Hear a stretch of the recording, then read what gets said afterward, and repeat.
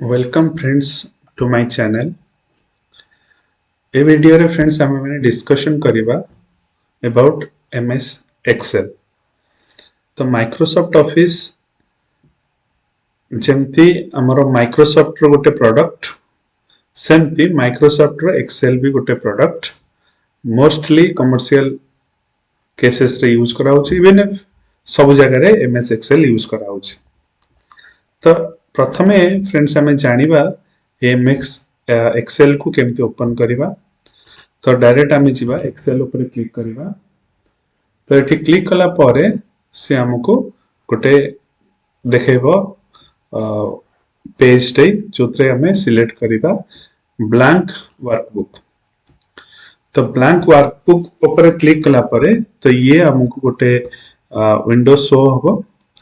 तो ये विंडो रे friend by default A column रे सिलेक्शन अच्छी। तो एमान सब गोटे गोटे कॉलम एटा गोटे टेबुल आमे कहि परिबा।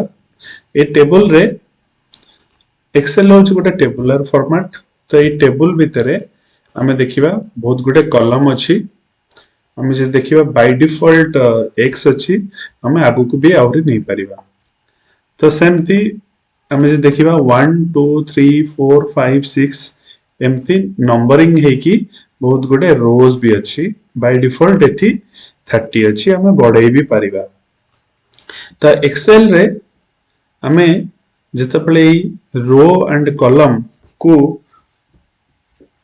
देखिबा तो आमे जितेबले एटे सिलेक्ट करिबा तो सेतेबले मु गोटे सेल को सिलेक्ट करिवि।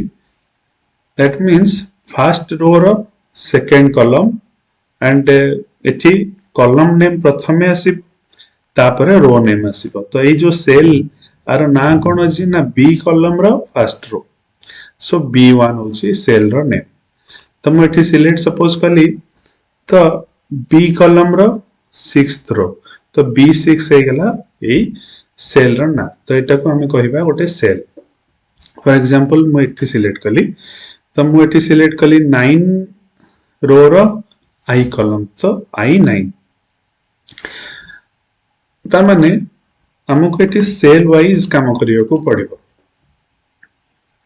तो एठी हम सेल रो नेम पाई परिबा। जेतेबेले हमें जोटी सिलेक्ट करिबा से cell row corresponding row name and column name हमको टिके कलरिंग है जना पड़िबो। तो एठी एक्सेल रे हमको कंटेंट टाइप करिबा सहज। फॉर एग्जांपल मु एठी यदि 1 लिखिली मु चाहिबी अनलाइक वर्ड रे कोन हुए ना टेक्स्ट हमें लिखिला परे हमें क्रसर को मूव डाउन करू बा पॉइंट को मूव डाउन करू। तो एठी कौन से आवश्यकता नहीं। एठी हमें एरो की यूज करके आगे पछ करि परिबा। एरो की यूज करके आगे पछ करि परिबा। टैब यूज करके आगे पछ करि परिबा किंबा माउस रे हमें सिलेक्शन करि परिबा। तो एमान हेले गोटे सेल। तो ई सेल को सिलेक्ट करिया पई कि हमको डिफरेंट वे मिली जाउची एक्सेल रे। तो मते थी किछ गोटे नंबर लिखिया पई कि मूव करिवा पई कि तो म एरो की टू रे मूव करिकि लिखि परिबी। तो सेमती एठी सिलेक्शन करिवा पई कि हेले हमको आराम से माउस रे क्लिक करके सिलेक्ट कर परिबा। तो मु सिलेक्ट कर परिबी आको कट कर परिबी कॉपी कर परिबी। सपोज एटी चाहिए मु पेस्ट कर देली तो बहुत इजीली मु कट कॉपी पेस्ट भी कर परिबी। आको चाहिए डिलीट करबा को तो डिलीट भी कर दे परिबी। तो सेल रो सिलेक्शन बहुत इजी हमें एक्सेल रे पाई परिबा। सो फ्रेंड्स नेक्स्ट हम देखिबा ए जो फ्रंट रे हमको देखा जाउची ए कंप्लीट